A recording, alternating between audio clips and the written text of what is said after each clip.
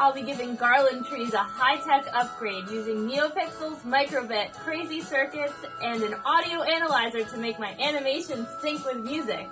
Let me show you how I put it all together. I started by building the structure of the tree out of a trash can and used the template to space out the dowels as I attached them with tape. I did one long piece around the top and one around the base. To give my circuit a place at the top of the tree, I glued the two small circle templates to foam core and cut them out. Then I punched out all the holes to make the template fit over all the dowels. I marked the spot where the circuit should be with a pencil and trimmed all the dowels to size. Now I had a platform for my circuit. This whole project was connected together using a Crazy Circuits bit board and jumper cables, so there's no soldering required.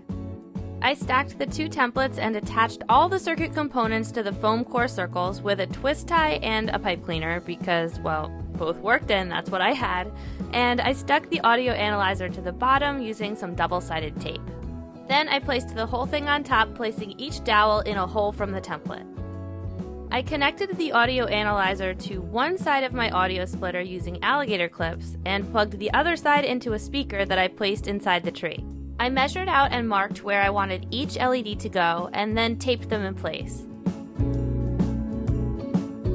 Basically, I made a matrix of LEDs that wrapped around the tree. So I started at the top and taped one LED to each dowel, then jumped to the next ring and went around, and so on and so forth. At the bottom, there were two extra LEDs that I just tucked in. Then I lit up the LEDs and wrote some test code to make sure it worked.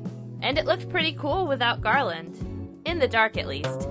I looked for Garland that had some transparent shag, and I was so excited I found this one with a mix of white snowflake Garland and Dichroic film. That's what gives it this opal-like effect. I added a star by bending sculpture wire according to the template and then positioning each Neopixel around the star, wrapping the excess wire around as needed. I added this star to a cup and placed it over the microbit at the top of the tree. Now it was time to play with the code. The audio analyzer breaks the music into 7 frequency ranges that I made the LEDs react to. I wrote this function and it needs to be left in the forever loop so that the code can react to the music based on the values that it gathers. First, I tried a standard music visualization with each ring showing a frequency range.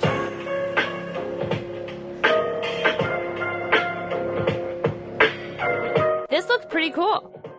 But I wondered if I could make each of the rings glow by frequency. And that looked like this. But this is my favorite holiday. It's a chance to start over new. 'Cause I missed you, so I'm letting go of everything but you. These are the good times with you. Then I tried making every other row red or green to make it more Christmassy. And I liked this one even more.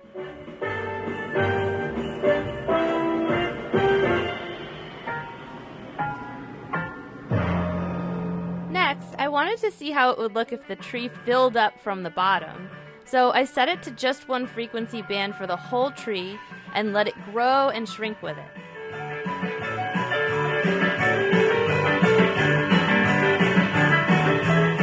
And finally, I made the whole tree glow in response to a frequency and added some sparkle to make it a big spectacle.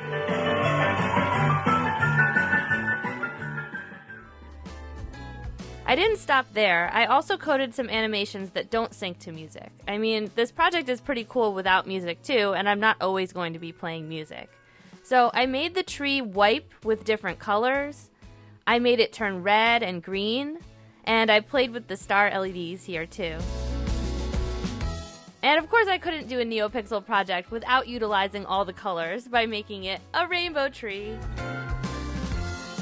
And finally, I started to play with the 3D cone shape by rotating a column of LEDs around. And you can see there's just so much more that you could do. What should I try next?